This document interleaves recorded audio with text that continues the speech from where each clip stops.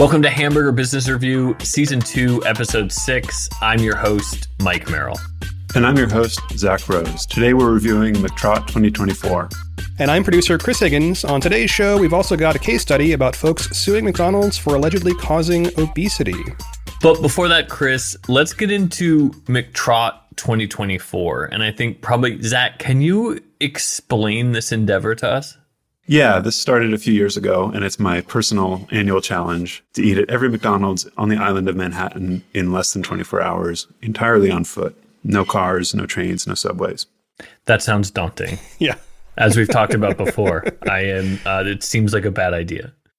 All right, Zach, for McTrot 2024, you've previously talked about going for speed. Now, thinking about that, you prepared all year for this. What did that look like? What did going for speed mean in preparation? From a years-long preparation point, I guess it was just like every time I was on the ARC trainer, I was thinking about McTrot and wondering how much better I could do than the previous 2 years. And then in a strategy perspective, previously what I've done is start somewhere usually around Midtown and go either clockwise or counterclockwise around Broadway and Central Park. Mm-hmm. The last 2 years, I've also wound up taking a 4 to 5 hour nap at home and kind of in the middle, which I can do. But this year, I just decided I'm going to go all the way in the top, the north of Manhattan and Inwood. I'm basically going to work my way south and finish at Wall Street, and I'm not going to stop at all in between. So theoretically, you should be able to clear, at least that 4 hour nap period out, assuming that I assume you're also taking that nap during the times when most of them are closed. So maybe I don't know how that's going to impact things. Yeah, I got started a little bit before 5 a.m. There's one in, I think, Washington Heights. They say they're open 24 hours, like in their database through the McDonald's web stuff. It says 24 hours, but it also opens at 6 a.m. So go figure that out. But I timed it to arrive there pretty much at 6 a.m. so that way I would have the whole rest of the day to get to the ones that close, like 10:30 or 11 downtown. Do they have a drive-through at that location? There is only one drive-through McDonald's in Manhattan, and it happens to be on Adam Clayton Powell Boulevard in Harlem. That's crazy that there's only one drive-through. It makes sense in the sense of New York, but just in the design of the restaurant of every other McDonald's in America, that feels really crazy. Yeah, there used to be more. In my research, I found ones in kind of out by Columbia and even the one in Chelsea, which is now Hudson Yards, had a huge parking lot, lots of cabs, must have had a drive-through, but they seem to be drying up over the years. But speaking of which, I saw a screenshot at one point from your prep, and it looked to me like you were creating a database with the store number as part of the data. And you also talking about the hours and all that stuff. Can you tell me a little bit about that data gathering process? What is that? Yeah. So if you go on the McDonald's website, you can look up your zip code and a radius, 50 miles, and get, I think just about the top 50 McDonald's. And if you're a web developer and you know how to right click and go through some dev tool stuff that's hidden underneath your web browser, you can see that little request that the web page is making back to McDonald's to fetch the list of stores.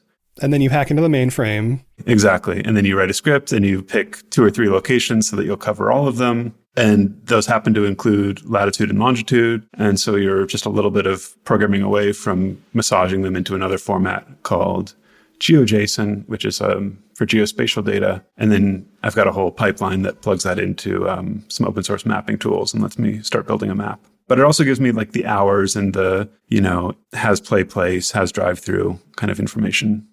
All right. So in previous episodes, we've talked about tricks to make sure that your apple slice orders, because one of the rules is you got to order something and consume something at each of these stores. So you were talking about maybe adding a honey packet or a fork or something to the apple slice orders so they wouldn't get lost, essentially. Did you end up doing that at all? No, I just ordered one apple slice at almost every restaurant. There were, I think, 4 restaurants that I didn't just get an apple slice and leave. I think I eventually got pretty good anyways, at timing it so that I could just show up right as the order comes in and they see it and they pull the receipt up and they kind of do a quick glance around, is there a mom with a kid? And it's just me smiling at them apple slice? Yeah. So I think I could, do the best I could as a customer this year. That'd be a good shirt for next year. Like, I'm the apple slices. Yeah, just to let them know right away. Even like a necklace with a numeric kind of display on it that says like 1649, or like a Flavor Flav clock, except it's a huge digital clock. Yeah. So I want to play a clip here from early in the day. It's going good. I'm feeling really focused. I've had all apple slices so far. I went from Inwood, down Broadway, pretty much everything in Harlem, more down Broadway, Columbus Circle, a little bit more Broadway. And now I'm shooting back up Fifth Avenue to get to East Harlem, I guess, and come down the Upper East Side from there.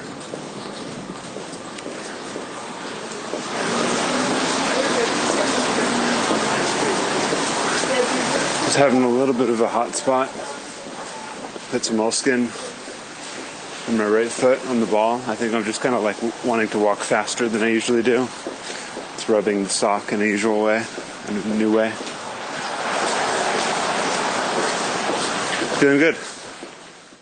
So I'm hearing a lot of geography about New York that I don't understand. Let's leave that aside. I'm hearing hot spot on your foot, right? And moleskin.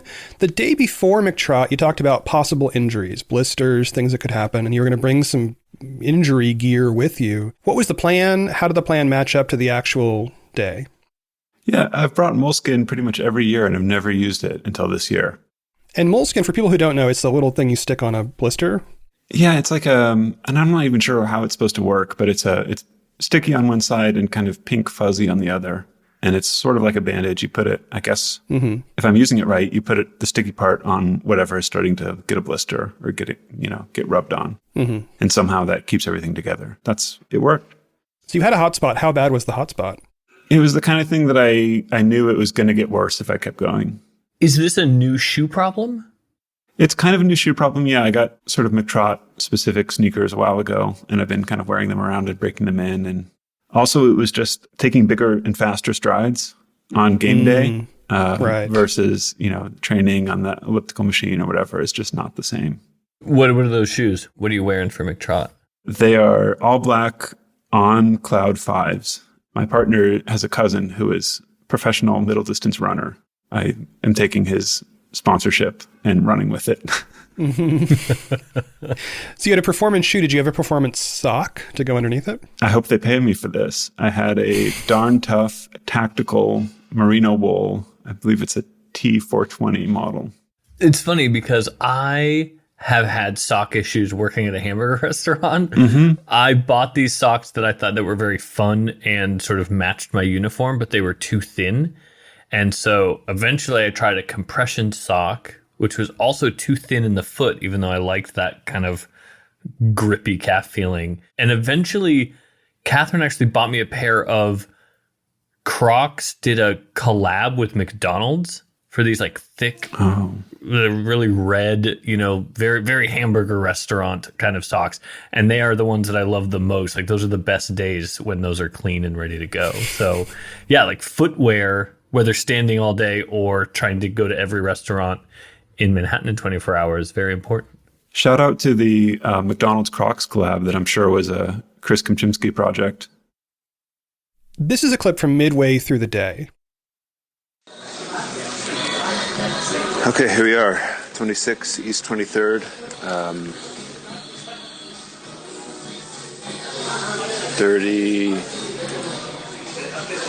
36 down, 12 to go. They're starting to get farther apart now that we're kind of through Midtown. Alex Mahan has joined me. You got it. Last while, he's been encouraging, but we're both kind of tired. My advice nurse is suggesting ibuprofen. Might throw in a first coffee of the day.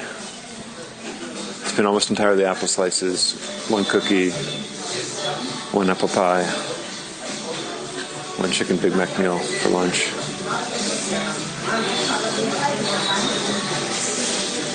Really, really tight in the glutes and hamstrings. Yeah, getting up from this chair is going to be hard. there's a lot to tease apart there, not least of which is the copyrighted music that I may have to eliminate in post somehow. But it sounded like, it sounded great. I loved it. But it sounds like you had a visitor, like a co-walker for part of this. Tell me about that. Yeah, I had actually 3 friends who were into this. They asked me for my location, and they all wound up catching up to me at about the same time. Oh, okay. And they were kind of understanding, thankfully, that like I couldn't pick a spot to meet them. I was just kind of busy making time, and they wound up following my location through the Apple thing and catching up to me. And I don't think anybody's actually seen me do this who knows that I'm doing this. And this was the first time, and it was fun. And then of those friends, Alex joined on for, I think, good 14 miles. He had a Strava with him. So yeah. Wow. Okay. So, and you mentioned you're 36 down. So you well through how many was the total now? 50 something? I thought it was 48, but I count 47. So okay. It's somewhere in there. So that's 2/3 of the way through. Yeah. But it also sounds like by this point in the day, you seem upbeat, but you're also listing some troubles. You're tired. Your advice nurse, I'm assuming your partner, is suggesting ibuprofen. You're considering a coffee. You've had a cookie. You've had an apple pie. And you've had a chicken Big Mac meal. Is that your first chicken Big Mac? It was, yeah. It's my first time trying it. How was that? It was okay. I don't think it was that was their Mike's review. Almost it's verbatim. not their best chicken sandwich is the problem. And, the Big Mac is a specific combination of flavors. Chicken Big Mac had none of that combination magic going on for it. Bummer. Yeah, it feels like a fun sandwich more than a good sandwich. It's an idea. And I think... It's a mood. Yeah, I don't think it's going to stick around. And I couldn't get nutrition information for it either because it's just kind of like an ephemeral... Oh, weird. Are you normally a coffee drinker? Yeah. I'll have like a cup a day. Why wait so long on this day before considering coffee? I don't know. I think I was just, tunnel vision, and the apple slice bag is only an ounce, but I also didn't drink anything. And the apple slices, I feel like actually hydrate you quite a bit if you're eating enough of them. And so just not wanting to slow down. Well, no, but that feels like a pro athlete thing, like really being strategic about your like liquid intake so you don't have to take a break to, you're going for speed. Yeah, basically. Right. Yeah, like with eating the gel packs for the long distance runners, like they want something that everything gets absorbed and there's nothing coming out because that is a pause, right? That's time. That's wasted time, basically. Yeah. Because I just feel like if I was going to attempt anything like this, I'd be full cup before starting and hitting that regularly throughout the day, which I guess would obviously slow me down with bathroom breaks, but I feel like that would be a trade-off that I would make for my own mental health. I think after a year of consciously anticipating it, I was so ready at 4:53 in the morning that coffee was the last thing on my mind. Yeah, you're so jazzed. Yeah. That's true. I guess there's the excitement of kind of like going on stage, doing this big event. Like there's that excitement is built into it. Chris, you were talking about this a little bit, but it sounds like at this point you're really feeling it. Like you were talking about really tight in the legs. And I'm wondering, even if we can kind of like just jump ahead for just a second and look back, like how much did that hit you the day after? Like how sore were you, or how much of an impact was it? I'm just thinking about it in terms of the amount of training and prep you were doing. Yeah, it wasn't too bad. I took it really easy the next day.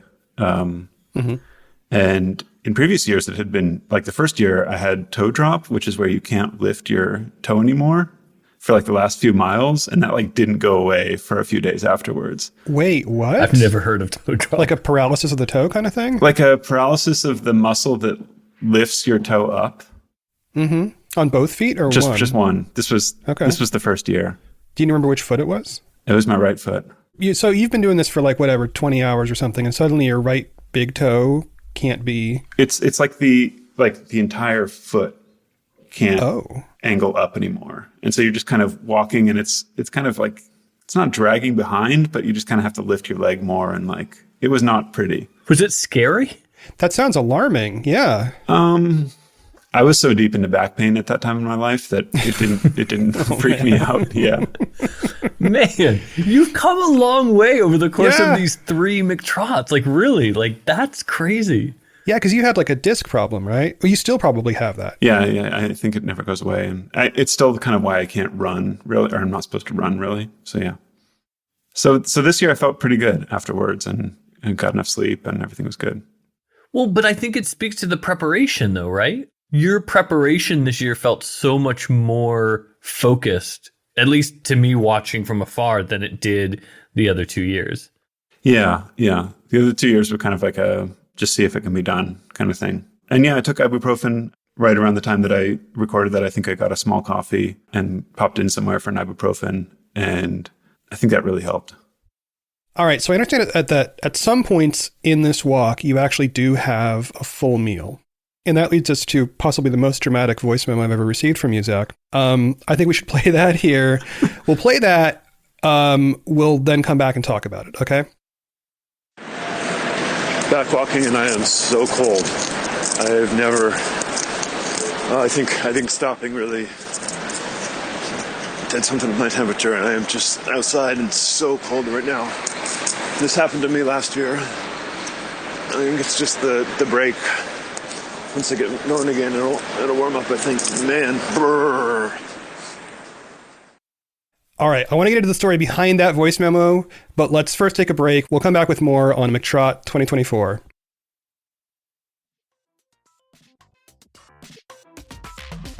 All right, let's talk business. Are you a merino sock manufacturer, vendor, purveyor of some sort? Are you interested in reaching the business and burger savvy and sock wearing listeners of Hamburger Business Review? Well, imagine the three of us telling everyone about your business, your socks, your project, or whatever you're up to right now.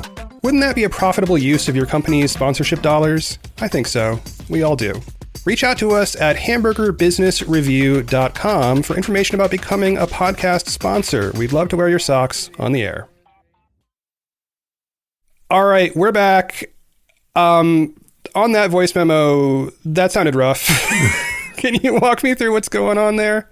I'm not sure what happens like physiologically or whatever, but I think when you're being active in cold weather and then you come in and take, at least when I do, when I come in and take a break and then I try to go back out, there's just something going on where it's just so cold. And I think what it might be is that like the heat isn't pumping into the jacket anymore. And so I have to like reheat that jacket and there's no warm air around me or something like that. Or your like blood has gone to your gut or something at this point. Yeah. What's the weather that you're doing this in? We haven't really talked about that. I mean, it's the time of year. In or around, we're talking about Thanksgiving in New York. Like, what was it like that day? It had been really dry all year, like famously so. We had forest fires and all that stuff. And then I think a day or two before McTrot, we got our first big rain. And then it was raining again, though lightly. When I started at 5 a.m, it was, I think, blowing 30-mile-an-hour gusts and still raining a little bit. It was like maybe 30 degrees. It was very cold. It was pretty rough. A wet cold is a harsh cold. Yeah, down the back of your neck. And then over the day, it warmed up a little bit, but never that much. When you're talking about this, and I feel like I keep bringing it back to working at the hamburger restaurant, but I keep finding these parallels. I was just having a conversation with a coworker about that, standing in one spot all day, and then you get these little 10-minute breaks, and then you finally get your lunch break, 30-minute break. And that sitting is actually, we were talking about, that's when you feel it the most. Yeah. It's not it the catches up with standing, you. it's that break. And then coming back from that, like you said, like I've had that feeling of just, I was just standing for 4 hours and then just getting to sit for just 30 minutes. It's so hard to get back up and you can feel all of it, and then you get back into it and it takes a little while, but then that goes away. And so I guess how long, I assume that happened here as well. Like after you kind of got moving and blood pumping again, did you warm back up and that dissipate or did it kind of stick with you? Yeah, I think so. And I think that's also when the coffee and the ibuprofen started kicking in. So you pushed through, you used your training, and you got back, you got back to it, right? Do you remember if you were alone at that time or was somebody still walking with you? Yeah, Alex took off in Union Square. So I don't know how many restaurants left after that, like maybe 6 or something. And that was kind of energizing actually, just to be back on my own and pumping through restaurants. We talked a lot about route planning, maps, this zigzag pattern and stuff. I'm curious, experientially, you're walking around the entirety of Manhattan pretty much. How did the zigzag, or whatever you'd call that route, how did that affect your experience of the day? In terms of the route, yeah, there were a few times where it's just so counterintuitive that you have to go backwards. I went down kind of the Upper West Side on Broadway. And then as I was doing it, I was making a big jog up the side of Central Park to get to the other side of town. There's times where you have to like circle back for a block or two. And then, it just kind of feels like it's slow, but it is what it is. There might be a faster way to visit them, but I suspect that you'll always have that feeling that you're backtracking. We talked about this before, the traveling salesman problem and how it gets so complicated so quickly. How much of this was pre-planned, or were you kind of following a plan of, I'm going to hit the closest one and then the closest one in this approximate north to south pattern? Like, how much of that was planned out ahead of time versus how much were you kind of adapting on the fly? Yeah, I took some like almost tracing paper and went over my map the night before, like hours before it started, and just kind of connected the dots and thought, this looks reasonable. And then I didn't wind up looking at that at all. I just kind of wound up looking at the map and there's a lot of optimization that can be done, probably. I don't know how huge the margins are going to be. In previous years, I've taken 70,000 steps, which is maybe 35 miles. And this year, I think I got it down to 33 miles. So where did that come from? Does it come from not going clockwise around Central Park and taking a bigger piece of uptown? I don't know. Are there any restaurants or locations that stick out in your memory, or is it all, like you said in the past, everything is kind of a blur? They're all very samey. They're pretty samey, especially when you're going at full pace. Uh-huh. And you don't really get a time to stop and enjoy them very much. Yeah, there's some that stand out to me just because I've been to them so many times and I go to them for sodas in the off season. And I know them to be nice restaurants. 4040 Broadway is now, I think, my favorite, which is up in Washington Heights. But for McTrot, I think you're just getting through it. Why is that one your favorite? It's got this cool like yellow glass interior that is just kind of looks very like 90s Dutch, super kind of out there contemporary, but I think they did it recently. The upholstery used to be a mess. It was all torn up, which is a shame because it fit the interior design, but they've recently patched it back up and made it new again. So there's nothing not to like about that McDonald's. So we talked actually the night before you embarked on this, and my impression that night was that like you were up kind of late. And I'm curious, how does the family react to this? And how did that night go? Did you sleep? Did your partner have an opinion on all of this? Did your daughter get involved at all? Yeah, I think I was late. Like I had so much stuff to do, like work and family, that I think by the time I could actually finish the map and sit down, it was the night before McTrot. But my family was super supportive this year. And I think the second year was difficult because it was like, what, you're doing that again? And the third year, it was sort of more understandable as something I want to do every year. Oh, we've entered the season. Oh, we're back here. I get it. That's fine. Yeah. What's a good segue into like, are you already thinking about the fourth and fifth, right? Are there things that you're trying to optimize or do differently?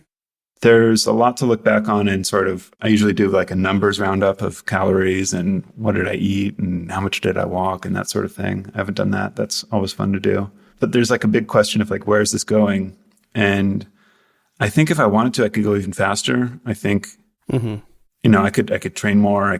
I jogged parts of this, but I could jog other parts. I could, there's probably little things I could do, but I'm not sure that is really where my heart is. I think being visited by 3 people and doing some of them with them was a lot of fun. And it has me leaning in the direction of how do I open this up, if not to the masses, then to a select few who want to do something like this. Well, let's get into how McTrot 2024 ended. Mike and I were both surprised to hear that the previous 2 years you got through this like with minutes remaining, not hours, minutes. So let's play a clip. Let me pull this up to hear you at the end. 7:55. I'm calling it. McTrot 2024 is done. When I first heard this on our thread, I didn't believe it. I got scared because the language that you used of I'm calling it, I thought you didn't finish. I thought something happened and you're like, I can't do it. It's, I'm out. Especially because it wasn't that far before the one of being like cold, I'm so cold and tired. And then I was like, oh no, he's saying this is the official end. But yeah, I was really, it really like, yeah, it got me. Okay. How did it feel? And how do you know when it's done? Like where's that line between I'm calling it here versus 4 minutes before, 4 minutes later? For me, it was getting inside the last restaurant. You might think you'd have to order and eat something, but I think for the bookend, the beginning and the end, I like to count walking into the first restaurant, walking into the last restaurant. Sort of imagining the ribbon that you're running across. Yeah. And then you get to like have that meal at the last restaurant. And Oh, did you eat a meal at that last one after you recorded that? yeah. What was it? I had a quarter pounder with cheese, large fries with light salt, and a large Diet Coke, and a hot fudge sundae. Very nice. So 7:55 p.m., right? Yeah. And you started at what, 15 4 or hours. something? Yeah. Yeah. That's radically different. Yeah. It's faster, and it cuts out the nap, and it cuts out some other things it must have, I mean, imagine at this point, it's almost like that's such a leap that I do wonder in the future, is it now about beating that time, meeting that time? In the spirit of other people joining me, I think 24 hours is still just a nice time. Mm-hmm. And maybe there's a way to book like bunk beds at a YMCA for a 4-hour nap or something halfway to give everybody that experience and that break. So yeah, I don't know if this time will ever be beat or will be beat anytime soon.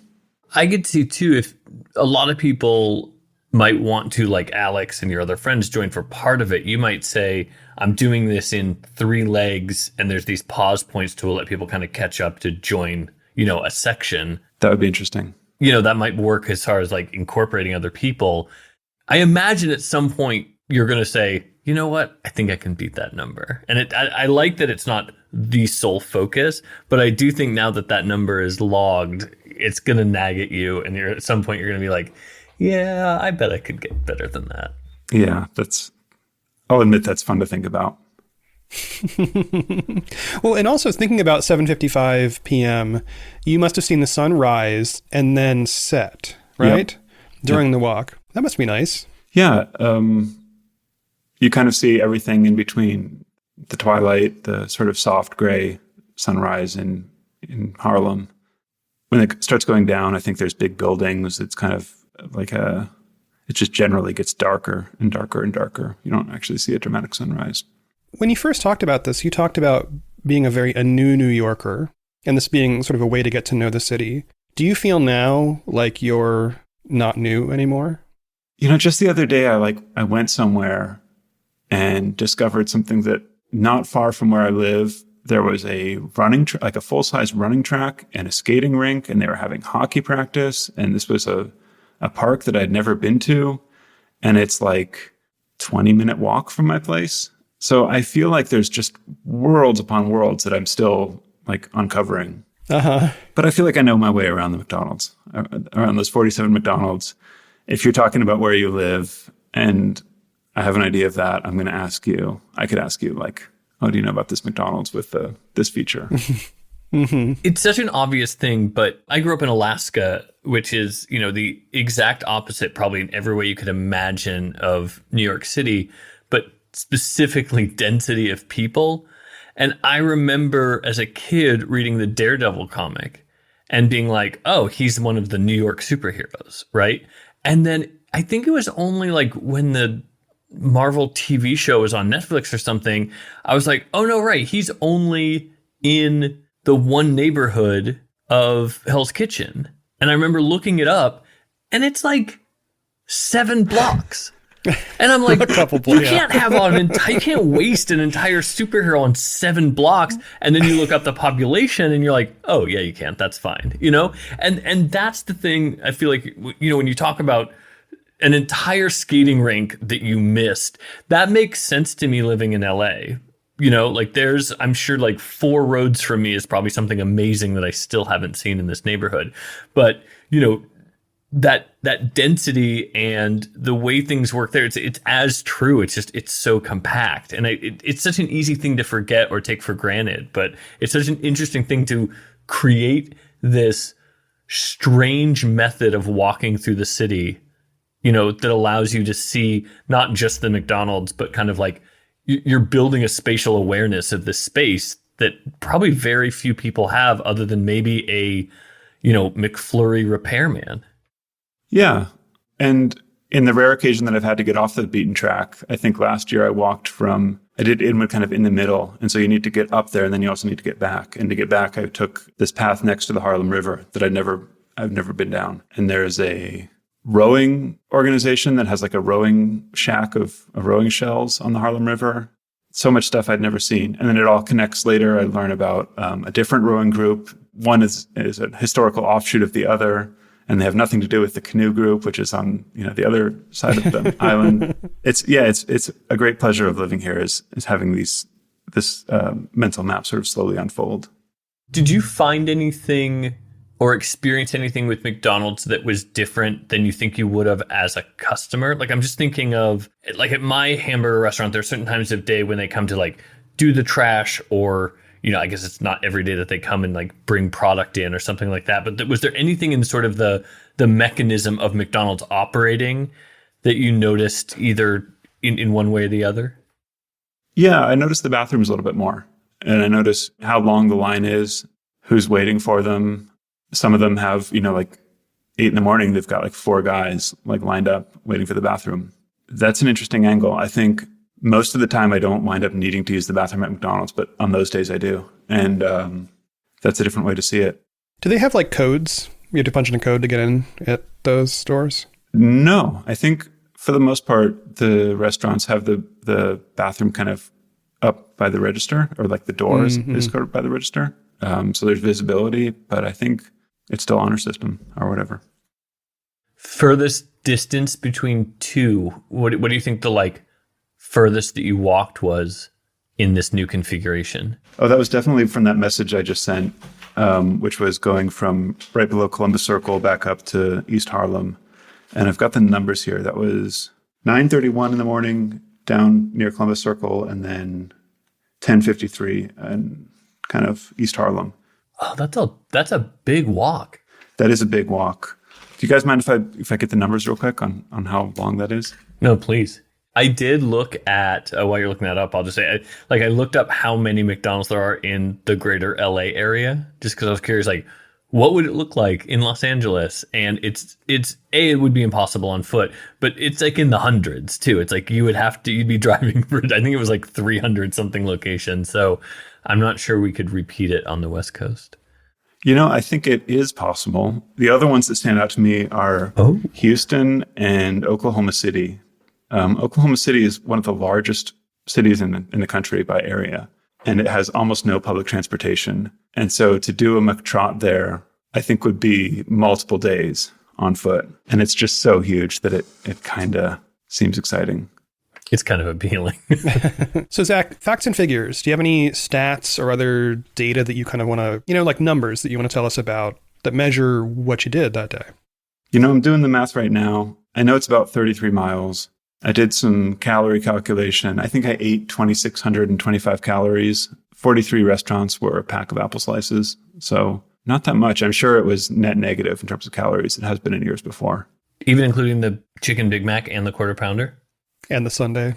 Yeah, including all that stuff. I think for sodium, I was still also within, I don't know about the chicken Big Mac, but if we exclude that magically, I think I'd be like under 2 grams of sodium for the day, which is good. All right. So if somebody told you they were going to try something similar to this in their city, do you have thoughts, tips?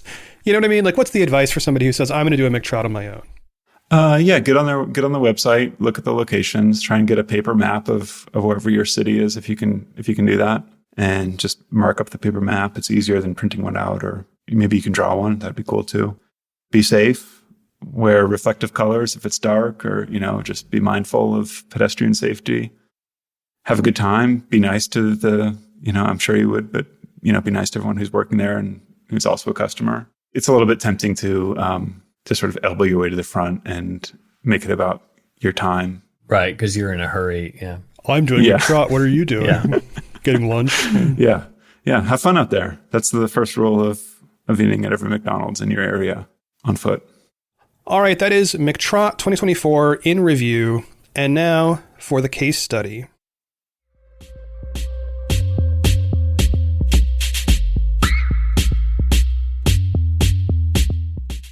Speaking of eating at McDonald's, Zach, for McTrot, you're basically eating at McDonald's in the strangest possible way, which is primarily apple slices, a food item that some people might not even know exists unless they have children where they're buying the Happy Meal. Our case study today is kind of dealing with the perception of McDonald's as this, well, perception and reality, let's be honest, with McDonald's as a very unhealthy place to eat frequently.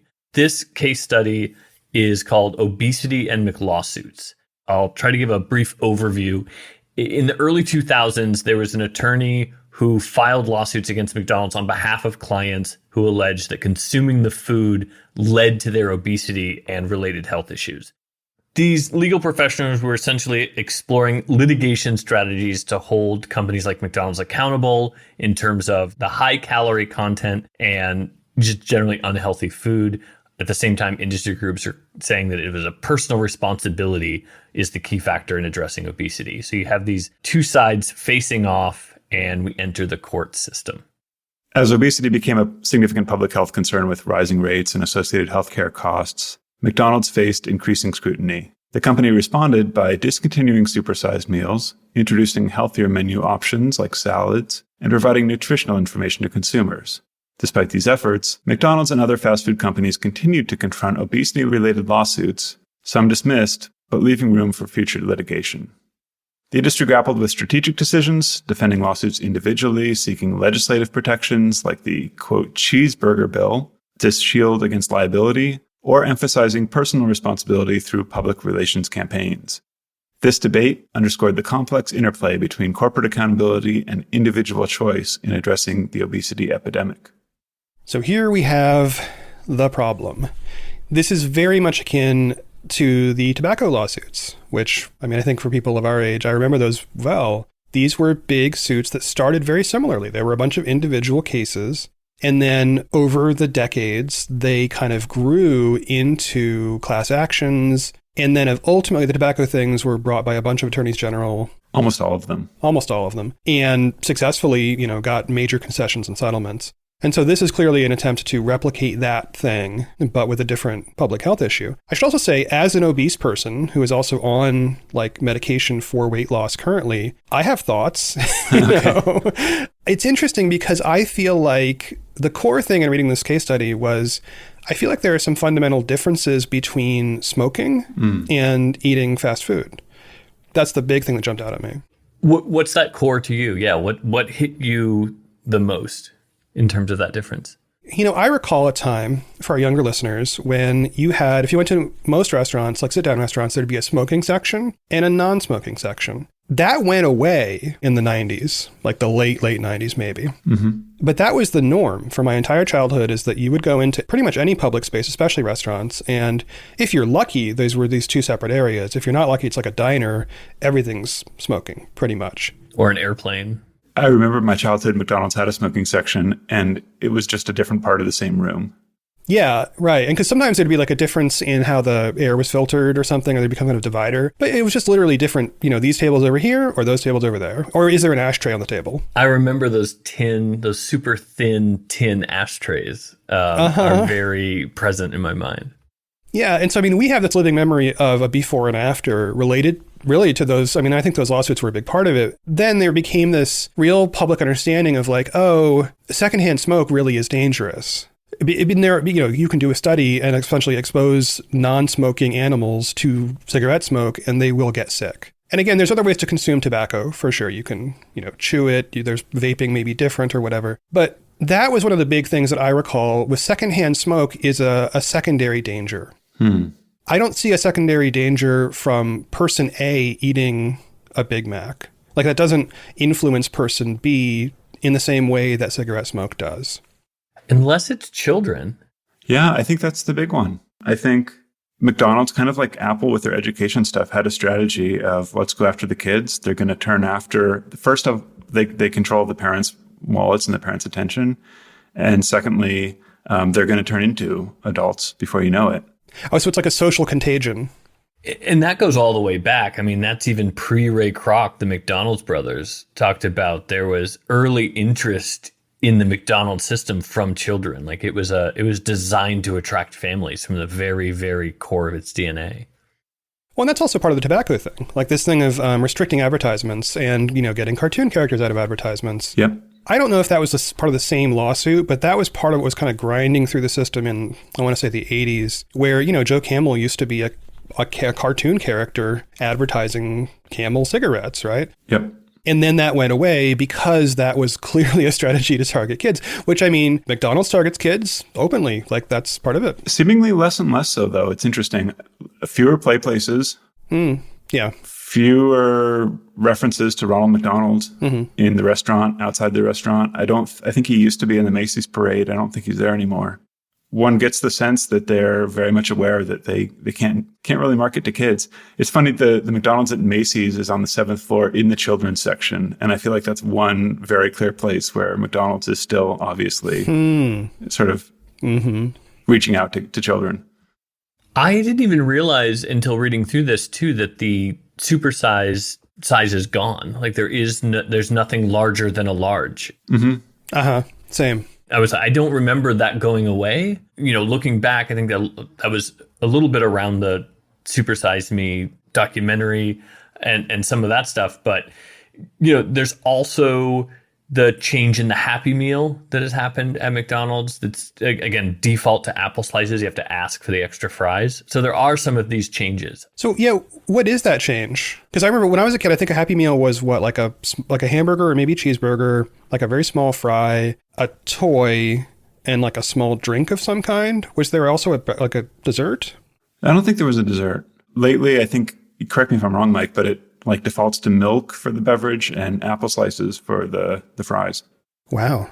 Yeah, or an apple juice, I think. Yeah. Milk or apple juice. But obviously you can ask for soda or high C or something else. And then you can add on fries and things like that as well. Sure. But the default matters a lot, I think, because, I mean, as a kid, that was part of what I thought about a lot. Because also, when I was a kid, McDonald's was kind of a high status thing. Like, it was a treat. I wanted to go to there. I wanted to have...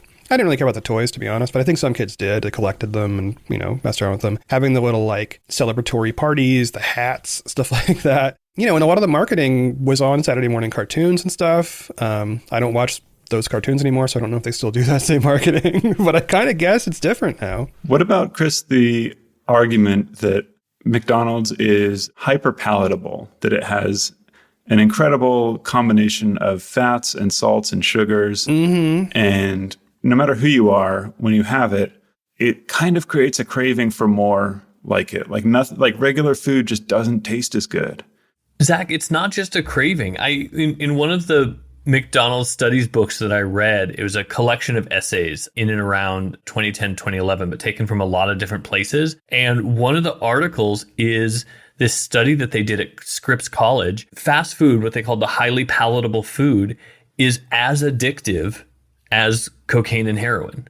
Right. And so this is my question to Chris. It's like, yeah, secondhand smoke is an interesting one, but I think a lot of the tobacco legislation came down to this product is more addictive than you're letting on. And you know that, and you're calculating your business strategy around that. One might think a similar argument could be made against McDonald's. Yeah, and increasingly, I think that's fair, the more I think about it, right? My first response was, again, comparing to the tobacco lawsuits to these lawsuits. With the benefit of hindsight, I think it seemed very obvious that, like, cigarette smoking or tobacco use in general has health impacts. Like, I've seen that in my family. There's various cancers. By the way, kidney cancer, I believe, is the second most typical thing for smokers to have. And kidney cancer is no fun. I felt like those were known, right? But I say that now in 2024, talking about things that happened like 30 years ago. I think what we know, or I feel like we know now, is, fast food is addictive. Now, I don't know, and Mike is citing a study. I haven't read the study, but I don't have trouble believing that that's the case. With the tobacco companies, you had this issue of they knew, they had research that said for sure, they were basically kind of suppressing their own knowledge, saying we know it's harmful, we know it's killing people, and we're going to completely deny. We're going to even bring like doctors in lab coats into our ads to be like, I enjoy Chesterfield smoking. And we're like, it's totally goofy. And so my first response was like, well, but does McDonald's know that like that their food is addictive or harmful? Like, prove it.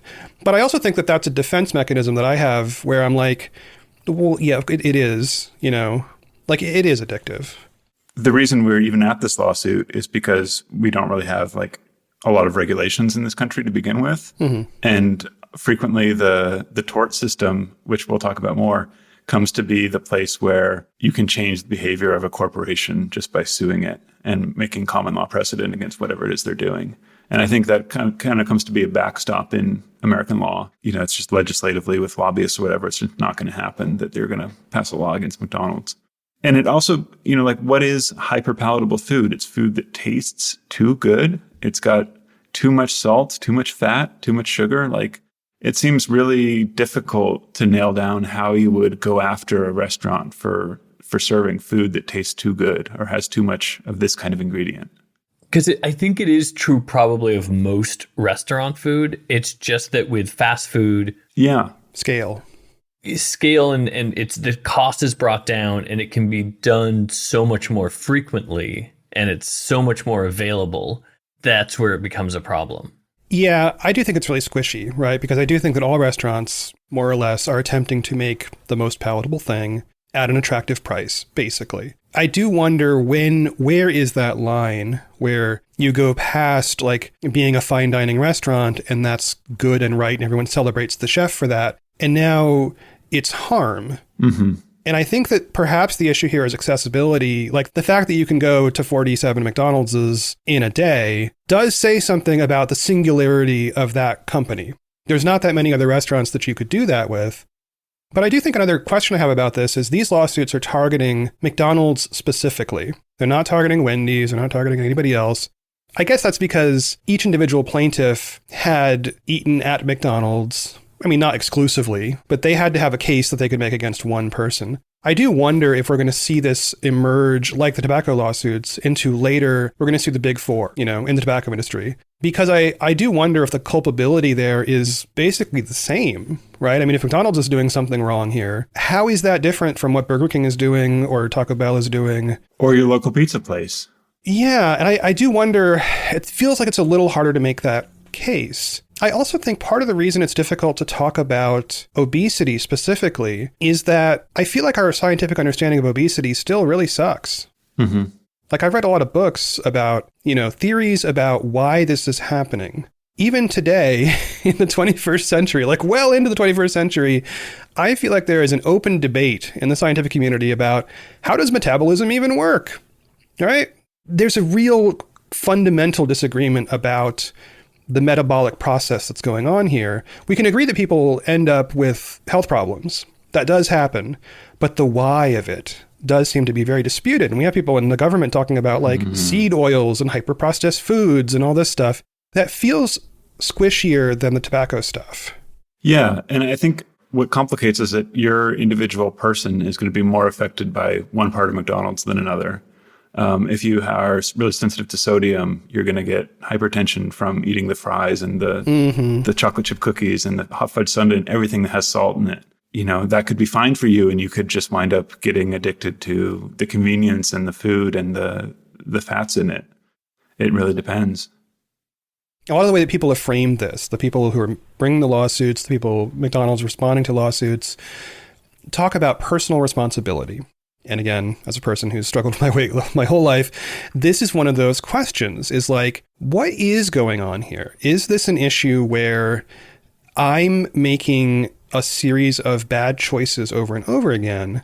Or do I have like a metabolic disorder that means that if I eat food, I get heavier than people who don't have this disorder? And I think that's an interesting question. Again, the fact that we don't know that for sure freaks me out, but being on these modern medications where you take this stuff and not only do you want to eat less and then you do eat less and then you lose weight, but those same medications also cause people to like not be addicted to alcohol anymore. Oh, That's really interesting to me because it sort of indicates maybe there is something to this addiction thing. Maybe it's all the same thing. And yeah, probably I do eat more, than somebody who isn't obese. But why? And I don't think we know that just yet.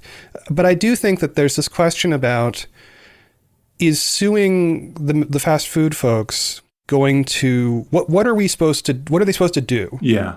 Like, what are we asking them to do about it? Are we asking them to give us healthier options? Are we asking them to stop having a business that sells these things at all? Like, you know what I mean? I still don't see what the ask is. Because I think if we take the case study kind of literally and we say, what would we do in their shoes? McDonald's shoes. In McDonald's shoes, it becomes a kind of the things they've done before, which is to sort of performatively offer some of these healthier items while still making most of our money from the unhealthy ones. Mm-hmm. That seems, what you're essentially saying is like, look, we offer it. It's up to you to take it. And that's a hard thing to defend against or to continue to attack, because then it's like you are making it the choice of the person. Yeah. I don't know that I fully agree with that. It's like the accessibility, the mass accessibility of this type of food is part of the problem. That like the fact that it has scaled to such an extent that it is hard to go to a place that doesn't have a McDonald's or a fast food restaurant of some kind. Like that's, Yeah. But I don't know that we legislate or from the other side, I don't know that that's something that it's our job to say, like, do you limit the number of McDonald's per, capita somehow? Or I don't know what the solution is. As a consumer, I'm and someone who keeps in mind how delicious McDonald's is or can be or whatever. It reminds me of like whenever you're doing like a web design project with a company, it's like, oh, we need everything louder. Like we need this up at the top, but we need more. Yeah. And I feel like McDonald's food has that same flavor. It's like, we're just going to turn up the salt. We're going to turn up everything to 11. We're not going to tell you how we do it. It comes from a lab in New Jersey. But at the end of the day, you're like, oh, I just had that and it was so good. And now I'm going to eat rice and broccoli. Like it just doesn't make sense. Mm-hmm. And I think about this in terms of the sodas. Like I am a diet soda drinker. And when I occasionally get the wrong thing or have like a full sugar soda, I'm like, this is so sweet. This is so syrupy sweet. Like there's no reason for it to be this sweet other than it evolved from something that was half as sweet. And this one tastes sweeter. If I were running a McDonald's specific consumer group, one of my things that I would try to get the New York City Council to enforce or make a law about is that if you're serving soft drinks like carbonated sodas, you have to have that lever on the side of the Sprite or whatever that just does carbonated water, so that you can cut your Coke in half or I even do like a tenth or something. But that seems like it's so low cost. The Coca-Cola Freestyles serve an AHA brand of sparkling water that is already this. They could build it into the app. I would just like the ability to say like mostly soda water, a little bit of Coke instead of even a Diet Coke. I don't know how successful, this is a very like idiosyncratic thing to me, and I don't know how successful it would be, but I do feel like some option to like, there is the option to turn down the salt on the fries, just ways to sort of individually like step back from this loudness war of food. Catherine and I have a thing we call the Malkovich, which is when you go to like a restaurant that has the Mexicoke and then you mix it half and half with like a Mineragua. And we learned it from an interview with John Malkovich where he talked about doing that as he got older because a full Coke was too sweet. Yeah. Uh-huh. And so, yeah, we get that all the time. I get that at movie theaters. If you look at McDonald's specifically, they have their own special formula for the Coke. They have, there's articles about the size of the straw, the diameter of the straw, and how it's designed to hit you in a certain way. Like McDonald's Coke hits better, It is it's a better feeling drinking that than it is out of a can. And it is by design, and it's like, that's not nefarious. They're trying to give you something that is enjoyable, so the problem is that it's so easy to get it everywhere. To me, that's the problem comes back to the scale problem. one angle I can provide is that I've got part of this whole like McTrot getting healthier thing, fixing my back, eating better. I think a lot of this stuff started with like just going in for a doctor appointment and be like, oh, your blood pressure is really high. Mm-hmm. And like, even the first person I saw I was like, oh, should I like, would it help to see a nutritionist? No, you don't need a nutritionist. You just need to do these 3 things with your, it's like a million different opinions. One does wonder, like, is it just a baseline of medical care and medical awareness that people, would that be another way out of it, is to keep McDonald's, let them keep serving their food, but just have better healthcare in this country? I'm all for that. Yeah, I mean, I think we all are, except for McDonald's. It sounds like a good solution. Yeah. As long as they didn't have to pay for it, it'd be great for them.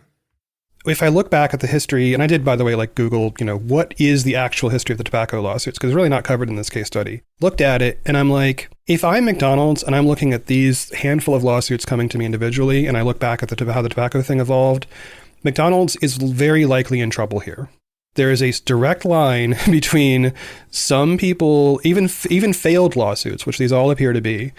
Even the failures probably are going to lead to some kind of thing. Mm-hmm. And McDonald's is going to have to address that. Now, I still think it's unclear to me what McDonald's ought to do, but I wouldn't be surprised if, 10 years, 20 years from now, we all look back at this time, this increasing obesity level from, I guess, the 60s onward or something. And we look back at that and correlate it and say, oh yeah, just like with the smoking and the cancer deaths, like that's because everybody was eating the fast food and the food got kind of, that those things are correlated. If I were McDonald's, I would be worried. Whether I think the case is valid on its face as a legal matter, which I kind of don't, honestly, but I'm not really a lawyer, so what do I care? I think the problem is they're in danger. Like this is going to be a thing. And if you don't have a really clear message, a really clear response, you're just going to get sued eventually and you're going to have to pay a bunch of money. They probably have a nice 4-year window where they're not going to have to worry about it. But then after that, who knows? What I would find challenging about being a McDonald's executive in this situation is that everything you could do to make your food different is, I think, losing money to Burger King, losing money to someone who's not going to do that. Typically, when companies or organizations are in this position, they'll sort of find a way to self-regulate or, gather together to at least differentiate themselves and say, we're not going to do X, Y, and Z, or we're going to do these things differently. That might be one strategy that they could look into. It's hard to imagine that happening across the fast food world. Well, yeah, and I think there already are, fast food chains where the premise is we're kind of healthier. Yeah. I think of Chipotle as an example, right? Like part of the pitch there is we use ingredients you recognize. You can see it all happening in front of you. There's no pink slime. Now, that doesn't mean that they're coming from anything other than McDonald's. Like they're corporate, wise, same basic thing. But that has influenced me as a consumer. Like I look at those chains and think like, well, I'd rather choose that. But you can still overeat all that stuff. I feel like there was a wave of kind of healthy option fast food adjacent restaurants, even burgers. I know there's some still in the LA area. Mm-hmm. But what's funny is I feel like the more recent trend is just to double down on the delicious unhealthy burger, like the smash burger kind of phenomenon. Feels like we're saying like, you know what, never mind. We're just going to make the most delicious thing. And we're going to make it even more delicious and possibly bad for you than the fast food version. So that shift is really interesting. I feel like I don't have a hard time in my regular life eating healthy food. It's become a part of my habit, generally. And I think the more effort I spend in like health and fitness and routines and doing things like that, the more I want to eat healthy because I don't want to undo those things. But I will say, since I started working at a hamburger restaurant, I have eaten probably 10 times the amount of fast food that I've had in the years before that. Like the accessibility of it being close to it, it's really easy. It's delicious. It's fun. It's food that is fun to eat from a flavor perspective. There's an entertainment aspect to that food that doesn't exist in healthier options.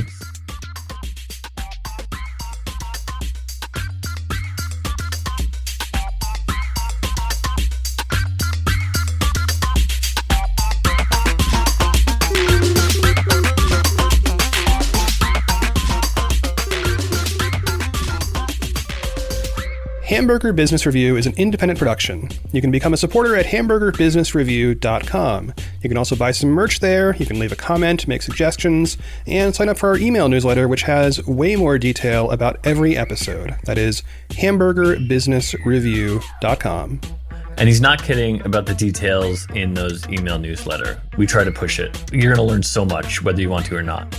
Also, please rate and review the show wherever you listen to podcasts. It's sort of the best way for us to expand, get bigger, and eventually get a sponsor of Merino socks. We'll be back next week with another case study, more on Mike's Hamburger Restaurant, and how McDonald's touches everything. I'm Mike Merrill. I'm Zach Rose. And I'm Chris Higgins. Our theme music is from Jonna Bechtolt's Jazz Around. Our social media manager is Colette Wacker, and our graphic designer is Chris Knapp. Thanks for listening. Pa, pa, pa, pa, pa, pa.